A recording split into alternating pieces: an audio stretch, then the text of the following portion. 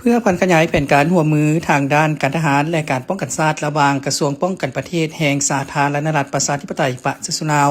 และกระทรวงป้องกันประเทศแห่งสหพันธ์รัสเซียในวันที่ 16 พฤษภาคม 2026 นี้คณะกำลังพลกองทัพสหพันธ์รัสเซียได้เดินทางมาถึงสาธารณรัฐประชาธิปไตยประชาชนลาวอย่างเป็นทางการเพื่อเข้าร่วมการฝึกอบรมติพิเศษและซ้อมรบร่วมลาวรัสเซียประจำปี 2026 ให้การต้อนรับคณะผู้แทนการทหารรัสเซียในครั้งนี้มีสหายพลตวาบุญเตียนไสยำวงทันหัวหน้ากรม49พร้อมด้วยคณะและพนักงานวิชาการที่เกี่ยวข้องให้การต้อนรับอย่างอบอุ่นการเดินทางมาเข้าร่วมการฝึกอบรมติพิเศษและซ้อมรบร่วมของกองทัพรัสเซียในครั้งนี้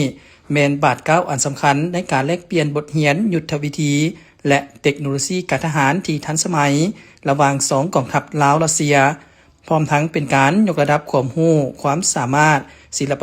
ยุทธวิธีในการปฏิบัติงานร่วมกันในสนามตัวจริงให้มีความสำนาญและสามารถรับมือกับสิ่งท้าทายต่างๆในรูปแบบใหม่ๆได้อย่างมีประสิทธิผล